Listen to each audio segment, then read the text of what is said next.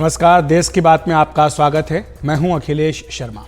हम शुरुआत कर रहे हैं एक बड़ी खबर से जो इस वक्त इजराइल से आ रही है, जहां पर यह खबर आई कि इजराइल ने सीरिया में मिसाइलें दागी है। दमिश्क एलेप्पो एयरपोर्ट को निशाना बनाया गया है। ये मिसाइलें भूमध्य सागर से दागी गई हैं।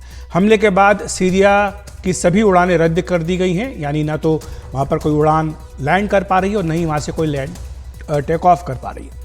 कहा जा रहा है कि ईरान से सप्लाई काटने के लिए हमला किया गया। इजराइल के एक टीवी चैनल ने वहां की सेना से बात की है, जिसने हमले की पुष्टि की है। और हमारे सहयोगी उमा शंकर सिंह हमारे साथ जुड़ रहे हैं इस बड़ी खबर पर। उमा, ये जो कार्रवाई की गई है, बताया गया है कि ईरान के विदेश मंत्री दमिश्क में लैंड करने वाले थे, ठीक उसी वक्त ये हमला किया गया और अब वापसी उनकी हो गई है। वो वहाँ पर उतर रहे थे कुछ बातचीत करने के लिए, और इजराइल ये भी कह रहा था कि जो सप्लाई है उसको काटना है, इसलिए भी हमला किया गया। लेकिन क्या वाकई ये भी खतरा जिसकी आशंका व्यक्त की जा रही थी कि मामला केवल इजराइल और हमास के बीच में ही नहीं रहेगा, ये और भी जगह फैल सकता है, क्या वैसा होता दिखाई दे रहा है?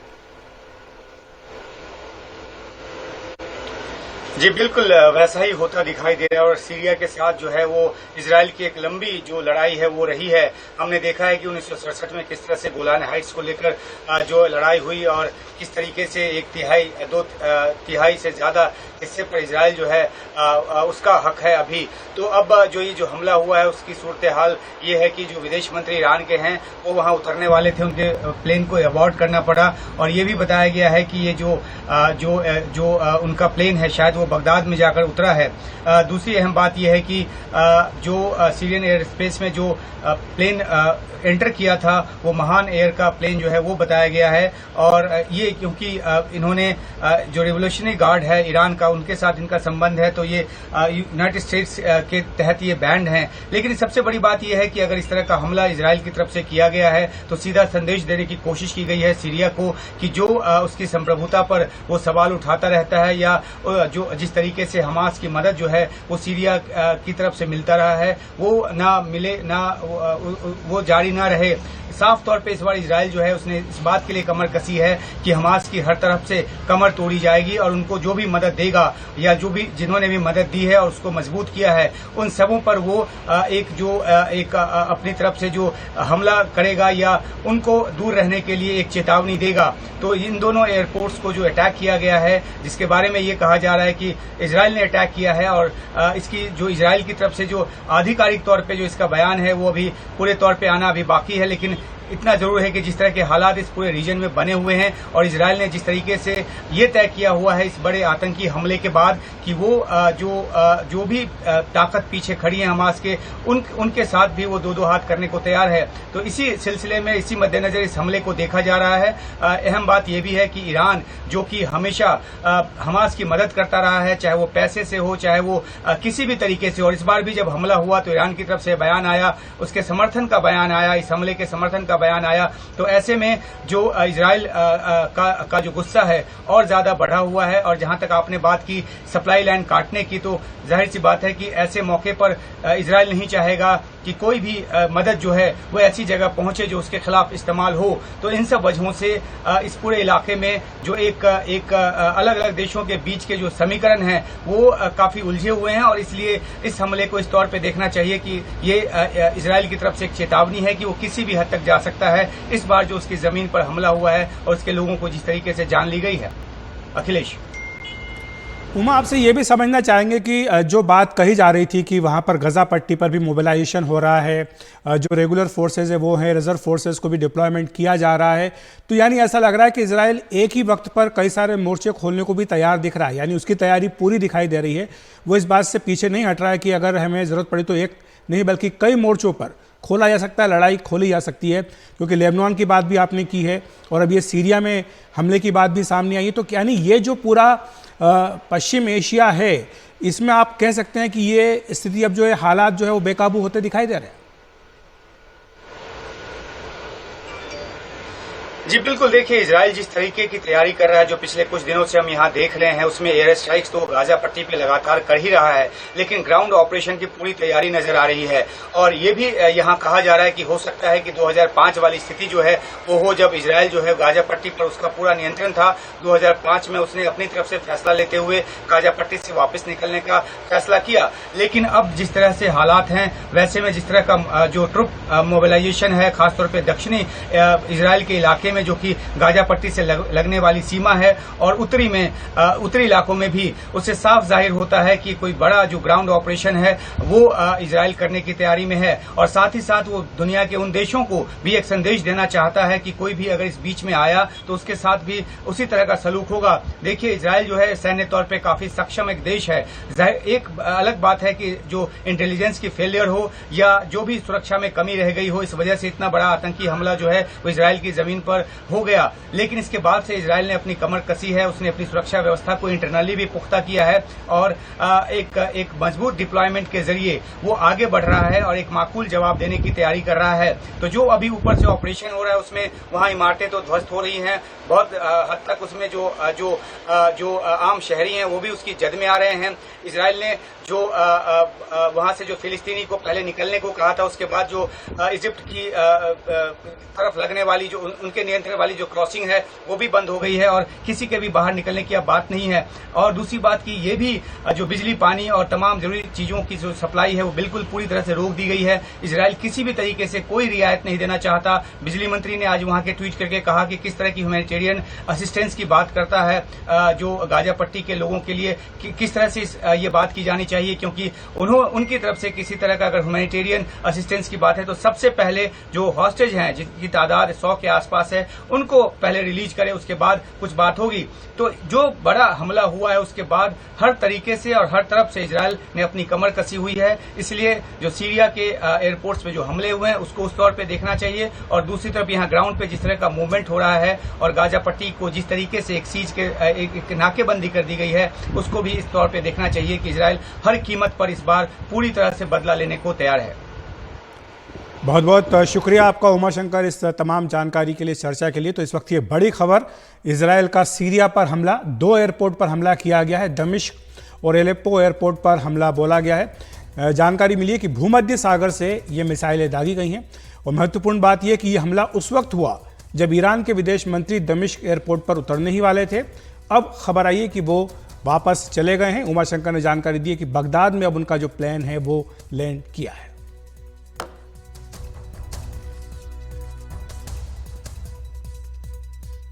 अब देश की बात कर लेते हैं। कोटा में रहकर कोचिंग ले रहे छात्रों को लेकर एक सर्वे किया गया तो पता चला कि उनमें से कई छात्र बहुत ही ज्यादा तनाव में हैं।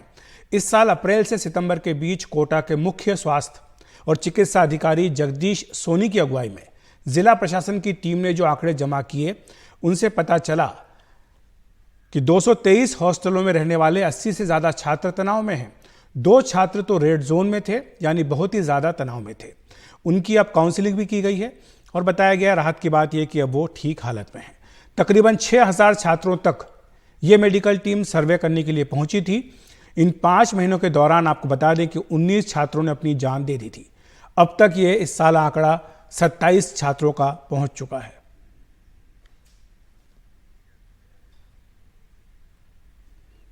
बहुत ज़्यादा बच्चे इस तरह की बात बता नहीं रहे इसमें, लेकिन थोड़े से डिस्टर्ब हैं, उनकी काउंसलिंग करके हमने उनको मोटिवेट करके बिल्कुल सही करने की कोशिश करी है। हमारी एक्टिविटी लगातार चल रही है। अब जितनी हमारी टीमें, क्योंकि हमारे पैरेलल बहुत सारे प्रोग्राम भी चलते हैं गवर्नमेंट के, डेंगू एक्टिविटी भी चल रही है, उसमें भी टीमें जाती है, अदर सर्वे भी होते हैं उनमें भी टीमें जाती है। तो जैसे जैसे वो वीक में 2 दिन उनका फिक्स कर रखा है, जितने बच्चे वो टच कर सकते हैं। बाकी मेंटल हेल्थ प्रोग्राम अलग से चल रहा है। जो बच्चा एब्सेंट है कोचिंग से या मेस से या अपने फ्रेंड से नहीं मिल रहा 2-3 दिन से, या कहीं भी किसी भी एक्टिविटी में पार्टिसिपेट नहीं कर रहा, तो उसको फाइंड आउट करते रहना चाहिए, बूस्ट अप करते रहें उसको, ताकि वो वापस मेन स्ट्रीम में आ जाता है। तो एक और जहां प्रतियोगी परीक्षा का दबाव और यह अवसाद में छात्रों को धकेल रहा है, कम से कम यह सर्वेक्षण इस बात की पुष्टि कर रहा है। हमारे साथ चर्चा करने के लिए डॉक्टर भरत सिंह शेखावत जुड़ रहे हैं। एडिशनल प्रिंसिपल हैं, सीनियर प्रोफेसर हैं, विभाग प्रमुख हैं, मनोचिकित्सा सरकारी मेडिकल कॉलेज कोटा के। आपका बहुत बहुत स्वागत है डॉक्टर शेखावत। ये सर्वे उसी बात की पुष्टि कर रहा है जो बात लगातार कही जा रही है और जिसको लेकर पूरे देश में चिंता भी व्यक्त की जा रही है कि आखिर क्यों हो रहा है कि कोटा में जो देश भर से छात्र पढ़ने के लिए जाते हैं, कोचिंग करने के लिए जाते हैं, वो किस तरह के दबाव में रहते हैं और किस तरह का अवसाद उन्हें घेर लेता है। ये बात ज़रूर है कि बीच बीच में कई तरह के फिजूल तरह के कहें या उटपटांग बयान भी लोगों के आए, पॉलिटिशियंस के बयान आए जिसमें उन्होंने कुछ दूसरी चीज़ों को इसको एट्रीब्यूट करने की कोशिश की, लेकिन कम से कम ये सर्वे इस बात की पुष्टि कर रहा है कि छात्र दबाव में हैं और ये एक ऐसी चिंता की बात है जिससे निपटने की सख्त ज़रूरत है। देखिए, कोटा पूरे देश में कोचिंग सिटी के नाम से विख्यात है और हर वर्ष करीब 2 लाख बच्चे कोटा में कोचिंग लेने के लिए आते हैं। एक तो हमको ये समझने की जरूरत है कि बच्चे किस तरह से कोटा में रहते हैं और किस तरह से पढ़ाई करते हैं। होता ये है कि बच्चों के माँ बाप की इच्छाएं हैं, बच्चों के बारे में भी वो कहते हैं उनसे पूछ के भेजा गया, पर जिस एज में वो हैं उसमें उतनी मैच्योरिटी नहीं होती। वो एक सपने को लेके कोटा में आते हैं कि यहाँ वो पढ़ेंगे और IIT और नीट में सेलेक्ट होंगे। वास्तविकता ये है कि चारों तरफ से बच्चों पे प्रेशर क्रिएट किया जाता है। कोचिंग इंस्टीट्यूट हमेशा इस बात का दबाव डालते हैं कि आपको 16 घंटे पढ़ना है, आपको मेहनत करनी है, बस आपका एक ही लक्ष्य होना चाहिए कि आप हर हालत में सेलेक्ट हों। माँ बाप रोज उसको फोन करते हैं और ये याद दिलाते हैं कि हम आपकी भारी फीस दे रहे हैं, आपके लिए कितने कष्ट उठा रहे हैं, तो आपको हर हालत में सफल होना है। देखिए, प्रतियोगी परीक्षाओं में लिमिटेड सीट्स होती है, हर बच्चा उसमें सेलेक्ट नहीं हो पाता है, पर बच्चा ये भी नहीं कह पाता है कि मेरे से नहीं हो रहा है, मैं नहीं कर पा रहा हूँ। वो जहाँ से आया है वहाँ उसकी अच्छी रैंक है, उसकी पढ़ाई के मामले में अच्छी रेपुटेशन है, पर यहाँ वो एक तरह से ट्रैप जैसी कंडीशन में है। न वो वापस जा सकता है और न ही उससे हो पा रहा है। आपने देखा होगा लगातार बच्चे जो सुसाइड करते हैं ये एक मानसिक दबाव से गुजरते हैं। पीरियोडिक टेस्ट होते हैं और हर टेस्ट में अगर वो ठीक नहीं कर पा रहे होते हैं तो धीरे धीरे उनमें ये तनाव बढ़ता जाता है, तो एक प्रेशर कुकर जैसी सिचुएशन आ जाती है। उसके बाद बच्चे को ये लगता है कि इन सब से छुटकारा पाने का एक ही उपाय है कि उसको आत्महत्या कर लेनी चाहिए। कोई भी बच्चा मरना नहीं चाहता, वो उस सफरिंग से, उस दुख और तकलीफ से छुटकारा पाना चाहता है। एक बात तो हमको ये समझनी चाहिए। दूसरी बात ये है कि हम बच्चों को ट्रीट करने की सोचते हैं, बच्चों को ठीक करने की भी सोचते हैं, पर 2 लाख बच्चों के साथ ऐसा करना बड़ा मुश्किल काम है। तो इसके लिए कुछ गाइडलाइन होनी चाहिए। एक तो हमने स्कूलिंग को तबाह कर दिया है, बच्चे डमी स्कूल में पढ़ते हैं और बहुत कम उम्र में, जिसमें उनको मैच्योरिटी डेवलप होनी चाहिए अपने साथियों के साथ, वो जब पढ़ते हैं, आगे बढ़ते हैं, तो उनका मानसिक और शारीरिक विकास होता है, वो हमने खत्म कर दिया है। बच्चे कम उम्र में आने लग गए हैं और वो इस तरह का दबाव झेलने की के आदी नहीं है या मैं वो आपको उसके लिए रोकूंगा तैयार डॉक्टर नहीं है। शेखावत, लेकिन ये पूछना चाहता हूं कि देखिए, प्रतियोगी परीक्षाएं तो रहेंगी और छात्रों का उसमें चयन हो इसके लिए दबाव भी उन पर रहेगा और इस तरह की कोचिंग हो ये भी सबकी अपेक्षा रहेगी, लेकिन समस्या जो सामने आ रही है वो दबाव, और जो दबाव अवसाद में बदलता जा रहा है, इससे निपटने के लिए क्या किया जाए। आपने कहा कि 2 लाख छात्र वहां पर आते हैं, जाहिर सी बात है इतनी बड़ी संख्या है कि सब पर इंडिविजुअली ध्यान देना, उनकी समस्याओं को सुन पाना, ये तो मुमकिन नहीं होगा, लेकिन फिर भी कोई ना कोई रास्ता तो आपको निकालना ही होगा। देखिए, इसके लिए हमने जिला प्रशासन को कई बार सजेस्ट भी किया है।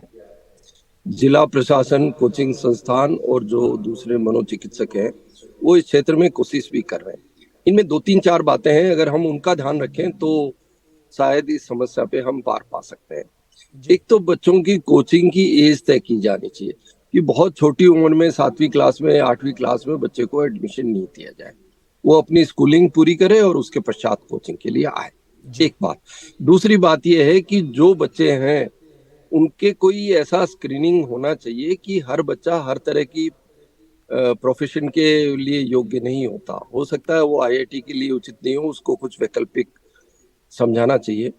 उनके माँ बाप की भी काउंसलिंग होनी चाहिए कि भाई आप बच्चे से इतनी इच्छाएं नहीं पालिए, जिस तरह का बच्चा ये है उस तरह से इसका थोड़ा मुश्किल है। तो एक तो हम स्क्रीनिंग के कुछ टूल्स डेवलप करें। दूसरी बात यह है कि बच्चों को लगातार स्वस्थ वातावरण देने की कोशिश करनी चाहिए। माँ बाप को भी रोजाना उनको फोन करके प्रेशराइज नहीं करना चाहिए। कोचिंग संस्थानों को भी ये नहीं समझाना चाहिए कि आप इतने घंटे पढ़िए। बहुत बहुत शुक्रिया आपका डॉक्टर शेखावत, इस तमाम चर्चा के लिए। काफ़ी महत्वपूर्ण अध्ययन ये किया गया है, ये इस बात की पुष्टि कर रहा है कि बच्चे अवसाद में हैं और जाहिर सी बात है कि उन्हें मनोवैज्ञानिक सहायता की भी ज़रूरत है, समर्थन की भी ज़रूरत है और सहारे की भी ज़रूरत है। बढ़ते हैं अगली खबर की ओर। 6 महीने से ज़्यादा के भ्रूण के गर्भपात के मामले में सुप्रीम कोर्ट ने कई बड़े सवाल उठाए हैं। मुख्य न्यायाधीश ने पूछा कि क्या अदालती आदेश के जरिए एक बच्चे को मारने का आदेश दिया जा सकता है। ये एक जिंदगी के लिए पिछले 3 दिनों से सुप्रीम कोर्ट में जद्दोजहद चल रही है। इसके दौरान गर्भपात के मुद्दे पर सीजेआई डीवाई चंद्रचूड़ ने कहा कि एम्स के मुताबिक भ्रूण में जीवन के अंश हैं। हम कैसे अदालती आदेश से बच्चे को मारने के आदेश दे दें। महिला की स्वायत्तता है तो अजन्मे बच्चे का अधिकार भी। 8 हफ्ते का इंतजार करें तो बच्चा सही सलामत धरती पर आएगा। बाद में इसे गोद दिया जा सकता है। अगर अभी डिलीवरी होगी तो बच्चा असामान्य हो सकता है। ऐसे में फिर कोई उसे गोद नहीं लेगा। सुप्रीम कोर्ट ने साफ कर दिया है कि वो इस पक्ष में नहीं है कि गर्भपात कराया जाए।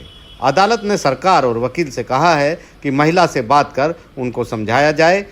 शुक्रवार को इस मुद्दे पर अहम सुनवाई होगी। सुनवाई के दौरान सुप्रीम कोर्ट ने साफ किया कि महिला ना तो रेप पीड़िता है ना ही नाबालिग। ऐसे में महिला की स्वायत्तता तो है, लेकिन अजन्मे बच्चे के अधिकार भी हैं और इन दोनों के बीच संतुलन बनाने की जरूरत भी। अब अहम सुनवाई शुक्रवार को होगी। नई दिल्ली से आशीष भार्गव, एनडीटीवी इंडिया।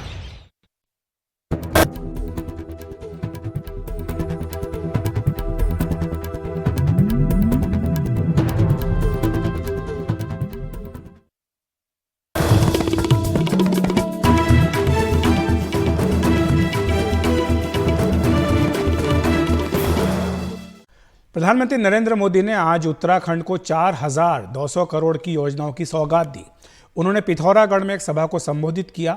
इससे पहले वो आदि कैलाश और गौरी कुंड गए और वहां पूजा अर्चना भी की।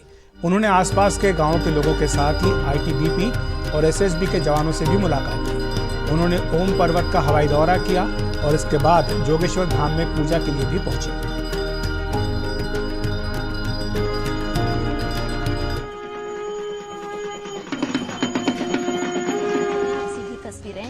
पार्वती कुंड से प्रधानमंत्री का उत्तराखंड दौरा है, जहां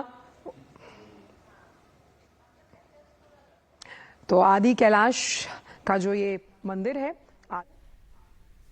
और प्रधानमंत्री मोदी ने आदि कैलाश के दर्शन भी किए। यहीं से कुछ दूर पर है वो जगह जहां से कैलाश पर्वत के सीधे दर्शन हो सकेंगे, लेकिन फिलहाल वहां पर आम लोग नहीं जा सकते हैं। सीजन के दौरान आदि कैलाश के दर्शन के लिए हजारों लोग जाते हैं। हमारे सहयोगी किशोर रावत बता रहे हैं कि कितनी खूबसूरत है ये जगह।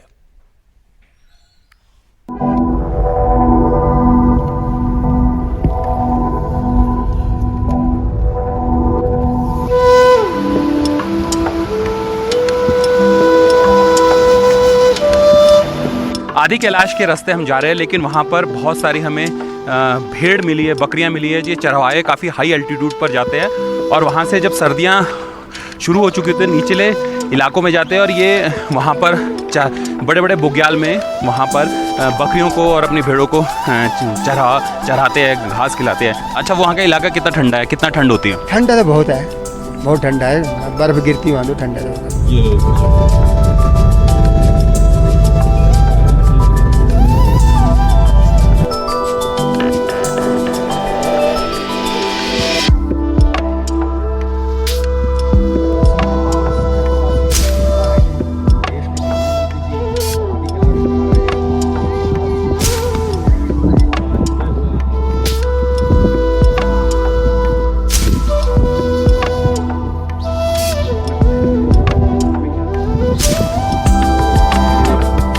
आदि कैलाश के बारे में जहाँ पर भगवान शिव का साक्षात वास है।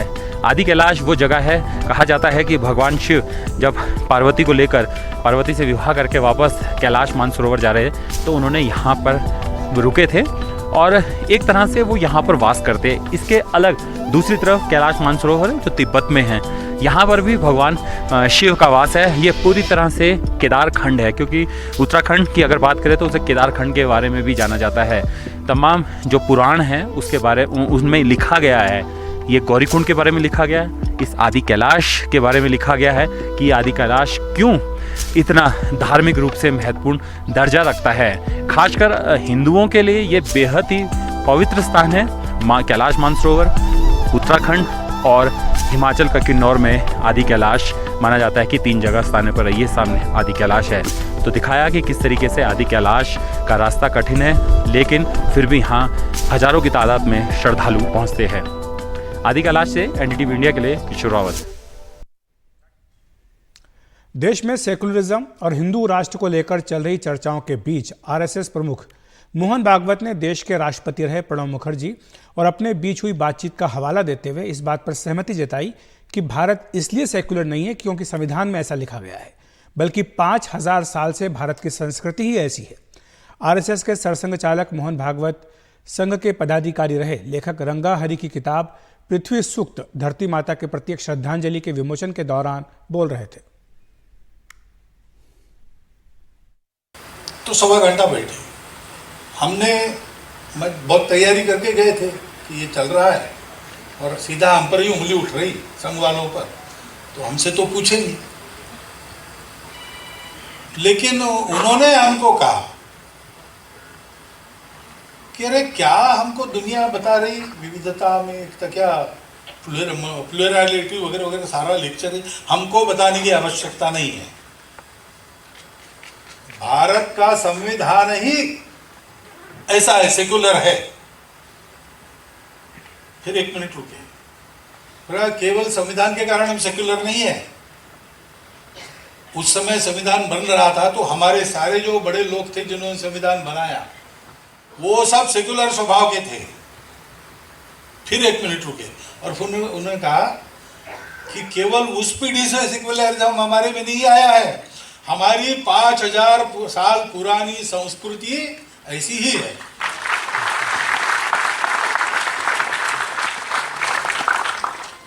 ये ऐसी है तो 2 बातें होनी चाहिए कि ये ऐसी है, ये तो कहीं सुनी हो गई, ये ऐसी है, इसको हमको समझना पड़ेगा, उसके लिए पढ़ना पड़ेगा।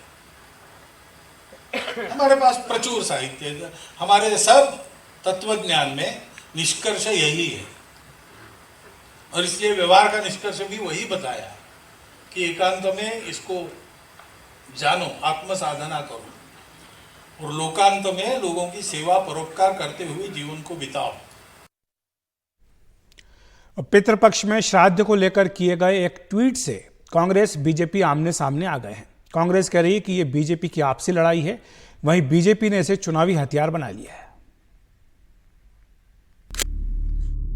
विद कांग्रेस नाम के ट्विटर अकाउंट से किए गए एक ट्वीट से विधानसभा चुनाव के महासमर में कांग्रेस बीजेपी के बीच जबानी जंग छिड़ गई है।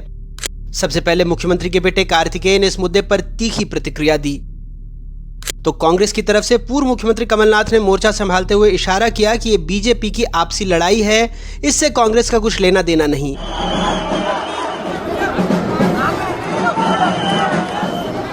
लेकिन आचार संहिता के बाद पहली बार रोड शो के लिए उतरे मुख्यमंत्री ने खुद को फीनिक्स पक्षी बता दिया तो कांग्रेस ने कहा वो फिनिश है।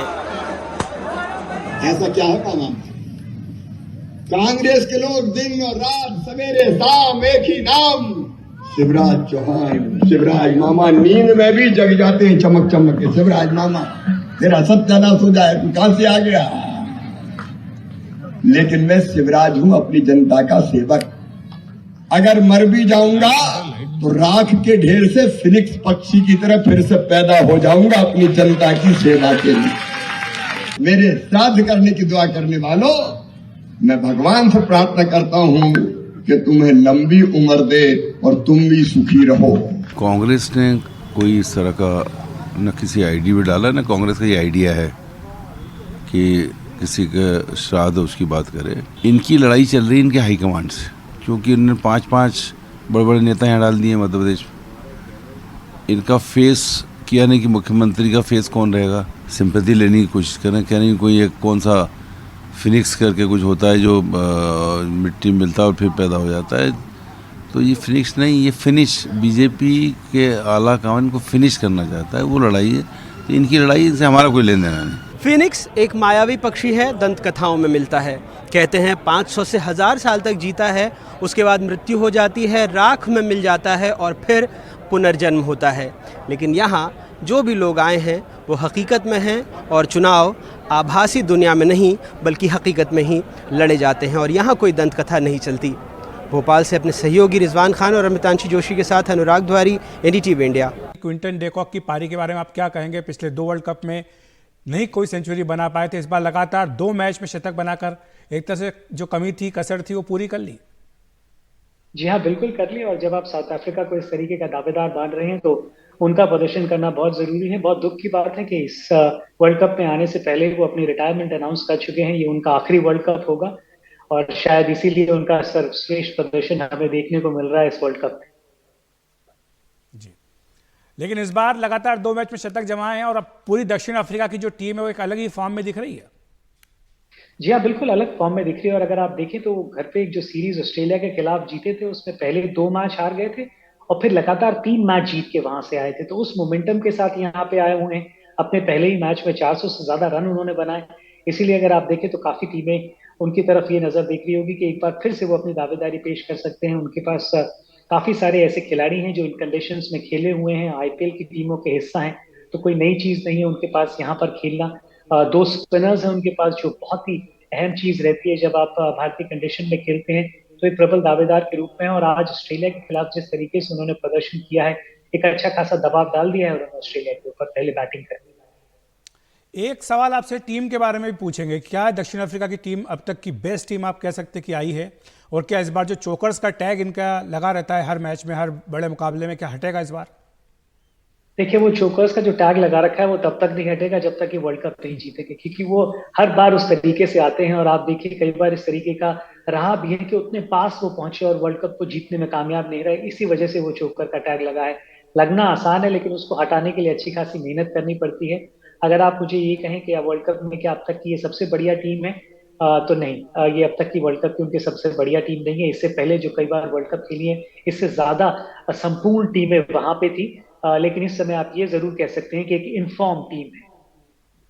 हमारे सहयोगी मनोरंजन भारती भी हमारे साथ स्टूडियो में मौजूद हैं और आपको ये बता दें कि ये जो चर्चा चल रही है दरअसल इस टीम को लेकर के नहीं, हम ये भी जो टीम ऑस्ट्रेलिया की आई उस पर भी चर्चा करना चाहते हैं। आपसे पूछना चाहते हैं विजय जी कि क्या आपको लगता है कि ये दोनों ही टीमें क्या सेमीफाइनल तक पहुंच जाएंगी? ये जो अभी तक का प्रदर्शन इनका रहा है, वैसे तो ऑस्ट्रेलिया अपना पहला मैच भारत से हार गई थी। देखिए, अगर ऑस्ट्रेलिया आज इस मैच को जीतने में कामयाब नहीं रही तो उनके ऊपर बहुत ज्यादा दबाव आ जाएगा। वो अलग बात है ये कहना कि काफी सारी ऐसी टीमें हैं, अगर इसमें देखेंगे आप, जिनको हरा के अपनी दावेदारी पेश कर सकते हैं। और दूसरी तरफ अगर साउथ अफ्रीका यहाँ पर जीतेगी तो वो एक मोमेंटम के साथ जरूर रहेगी, क्योंकि ऑस्ट्रेलिया को एक प्रबल दावेदार माना जा रहा है आखिरी 4 में पहुंचने का और इवन फाइनल तक पहुंचने का। तो ऑस्ट्रेलिया के लिए बहुत अहम ये मुकाबला है। और जिस तरीके से ऑस्ट्रेलिया की शुरुआत रही है, पहले भारत से वो खेले, साउथ अफ्रीका से मैच है और आने वाले जो उनके मैच हैं वो न्यूजीलैंड और पाकिस्तान से। तो अगर आज यहाँ कोई ऊक चूक हो गई तो फिर ऑस्ट्रेलिया आपको दिक्कत में जरूर नजर आएगी। बिल्कुल। दहिया सर, मेरा एक सवाल है, मनोरंजन भारती बात कर रहा हूँ। आपने कहा कि ये सर्वश्रेष्ठ टीम नहीं है, लेकिन मेरा मानना है कि जो टीम जिस फॉर्म में है, जैसे 3 मैच लगातार जीत के आई, 400 का स्कोर किया और जिस आज भी जो फॉर्म दिखाया है, मुझे लगता है ये मोमेंटम यदि साउथ अफ्रीका बरकरार रखती है कि किसी भी दिन किसी भी टीम को मात दे सकती है। इसीलिए मैंने कहा कि फॉर्म में है ये टीम, ये नहीं कहा मैंने कि सर्वश्रेष्ठ टीम है। और बिल्कुल आपने ठीक जिक्र किया कि ये खेल ही लय का है।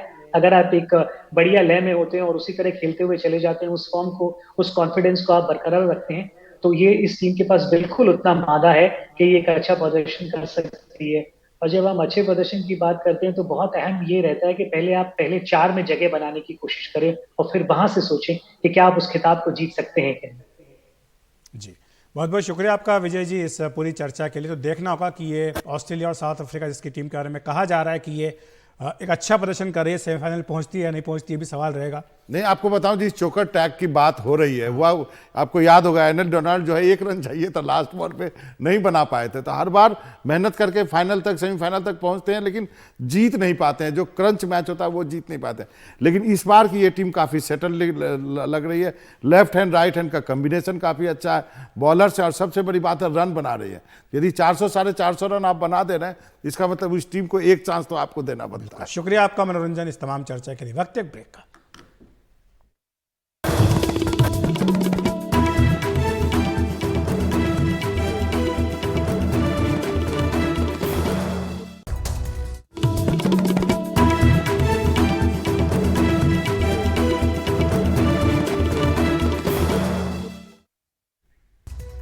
दिल्ली से कामाख्या जा रही ट्रेन नॉर्थ ईस्ट देर रात बिहार के बक्सर जिले में पटरी से उतर गई। हादसे में 4 यात्रियों की मौत हुई है।